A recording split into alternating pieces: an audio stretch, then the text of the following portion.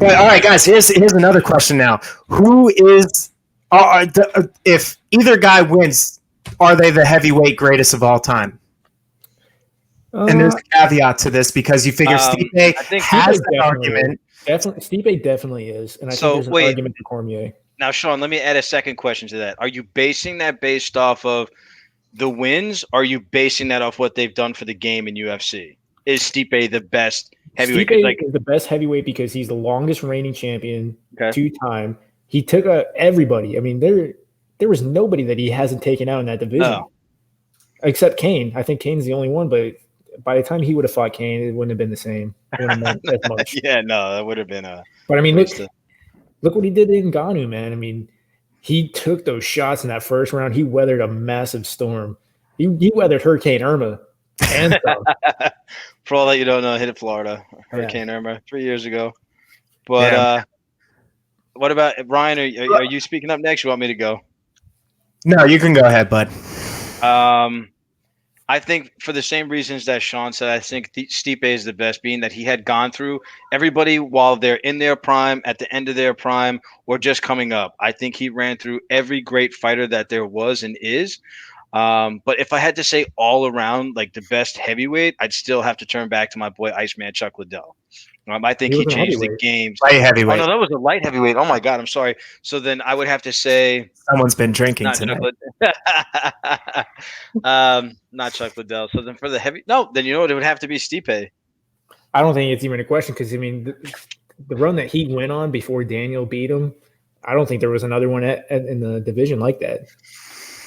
Let's run down the list real quick of names. All right, this is let's go down Daniel Cormier's list for heavyweight.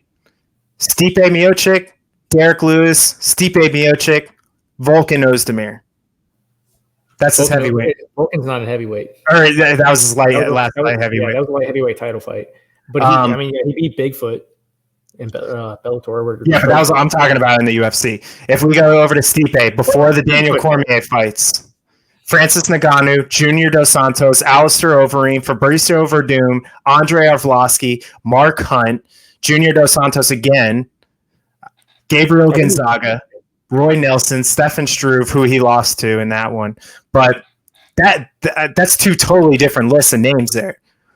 Yeah, for 100%. And that's my point is DC doesn't deserve to be heavyweight GOAT. He's only fought two guys in the heavyweight division.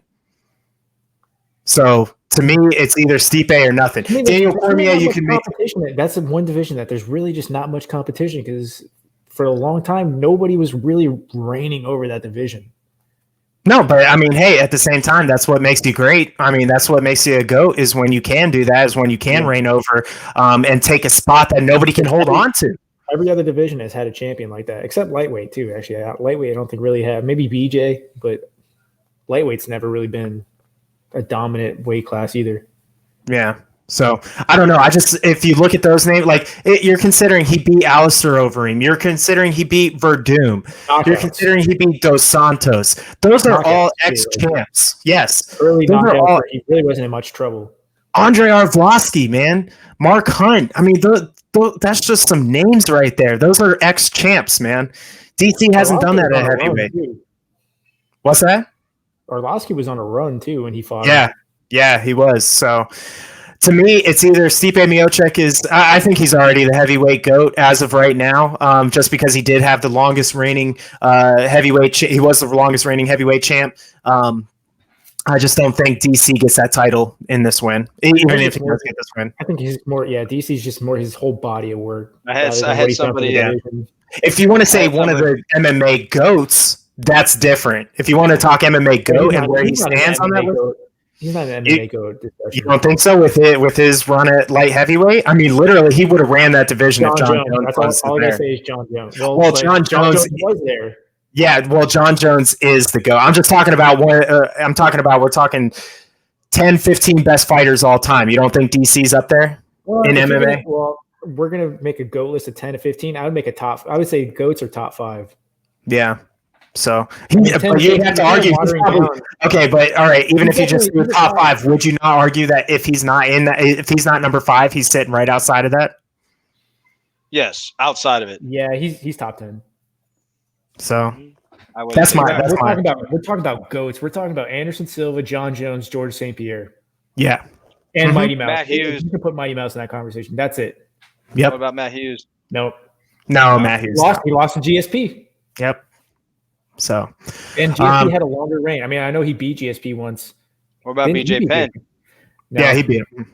No, BJ Penn now. So, yeah. Yep. He was always the could have been, should have been, but never was.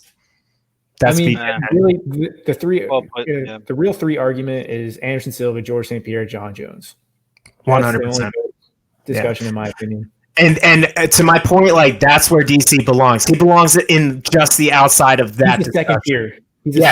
He falls just outside of that top 5. He doesn't deserve to be heavyweight GOAT. It's Miocic. I think regardless of his legacy is intact, he is going to go out whenever he retires, whether it's this fight or the next fight, as the heavyweight GOAT. Period. Yeah, I think Stipe is the heavyweight GOAT, but I think DC, in terms of the entire body of work, is the better legacy. Yeah, I'd agree. With that. So. If he wins, especially if he wins, maybe there's an argument if he loses, because then if Stipe holds 2-3 over him, well, then beat him 2 out of 3. So there's not much.